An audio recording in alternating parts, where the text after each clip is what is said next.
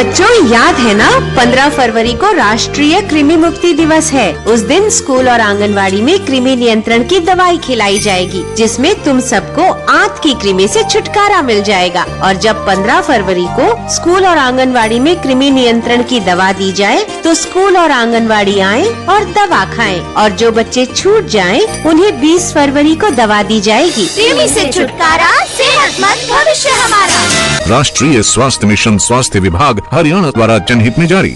नमस्कार, ये आकाशवाणी चंडीगढ़ है। अब आप प्रतिका से प्रादेशिक समाचार सुनिए। हरियाणा विधानसभा का बजट सत्र आज राज्यपाल बंडारू दत्तात्रेय के अभिभाषण के साथ शुरू हो गया। श्री दत्तात्रेय ने अपने अभिभाषण में सरकार द्वारा जनहित में उठाए गए कदमों का जिक्र किया और सरकार की उपलब्धियां गिनवाई। उन्होंने कहा कि सरकार ने किसानों की फसल की मुआवजा राशि में वृद्धि करने के अलावा किसान हित में और कई कदम उठाए हैं। हमारे संवाददाता अश्विनी कुमार शर्मा ने बताया कि आज किसान आंदोलन के मद्देनजर बजट सत्र को लेकर चाक चौबंद सुरक्षा व्यवस्था की गई थी। इस बार दर्शक दीर्घा में आने वाले प्रत्येक व्यक्ति को भी डिजिटल माध्यम से प्रवेश पत्र जारी किया गया और विधानसभा भवन में पंजाब के साथ साझा सभी 7 रास्ते भी बंद रखे गए। विधानसभा अध्यक्ष ज्ञानचंद गुप्ता ने कहा कि विधानसभा परिसर के बाहर किसी प्रकार के रोष प्रदर्शन की अनुमति नहीं दी गई है। उन्होंने कहा कि शाम को सत्र की कार्यवाही स्थगित होने के बाद जब तक एक भी विधायक विधानसभा परिसर में मौजूद रहेगा, तब तक सुरक्षा चाक चौबंद रहेगी। हमारे संवाददाता ने बताया कि राज्यपाल के अभिभाषण के बाद सदन कुछ देर के लिए उठा दिया गया।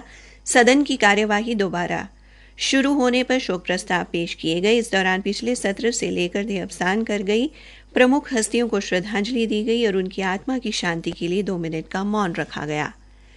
सदन में देहावसान कर गई जिन हस्तियों का उल्लेख किया गया, उनमें हरियाणा के भूतपूर्व मंत्री कंवल सिंह और हरियाणा के शहीद शामिल हैं। आज विपक्ष द्वारा सरकार के विरुद्ध विश्वास प्रस्ताव भी लाया जाएगा। बाकी समाचार इस अंतराल के बाद।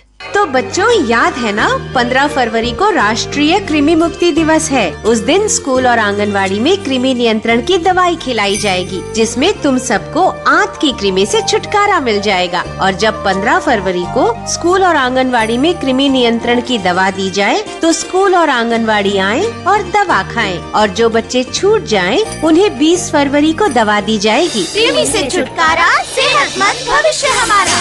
राष्ट्रीय स्वास्थ्य मिशन, स्वास्थ्य विभाग, हरियाणा द्वारा जनहित में जारी। केंद्र सरकार ने 50 और अमृत भारत रेलगाड़ियां चलाने की मंजूरी दी है। रेल मंत्री अश्विनी वैष्णव ने बताया कि अमृत भारत रेलगाड़ियों की सफलता के बाद ये निर्णय लिया गया है।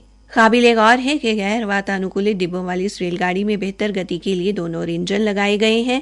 इस रेलगाड़ी में यात्रियों के लिए सुंदर और आकर्षक डिजाइन की सीट, सामान रखने के लिए बेहतर रैक, मोबाइल होल्डर के साथ mobile charging point, LED light, CCTV, सार्वजनिक सूचना प्रणाली तथा अन्य सुविधाएं भी उपलब्ध हैं।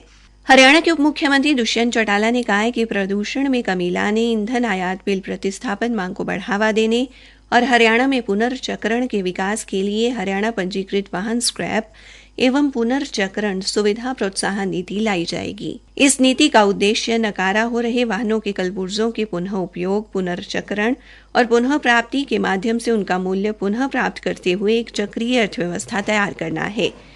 श्री चौटाला ने कहा कि इससे हरियाणा में अत्याधुनिक पुनर्चक्रण स्क्रैप सुविधा को बढ़ावा मिलेगा और युवाओं के लिए रोजगार के ज्यादा से ज्यादा अवसर सृजित होंगे।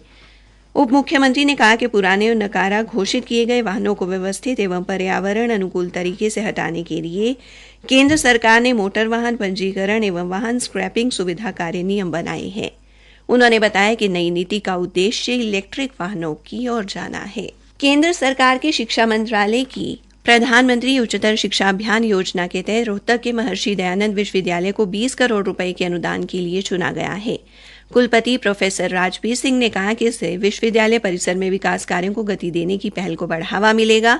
उन्होंने कहा कि प्रधानमंत्री नरेंद्र मोदी के गतिशील नेतृत्व में शिक्षा क्षेत्र में व्यापक बदलाव आ रहा है। राजस्थान के मुख्यमंत्री भजन लाल शर्मा 25 फरवरी को हरियाणा के दौरे पर आएंगे। वे एक दिन में हिसार, फतेहाबाद व रोहतक में 3 सम्मेलनों में भाग लेंगे। इसी के साथ ये समाचार बुलेटिन समाप्त हुआ।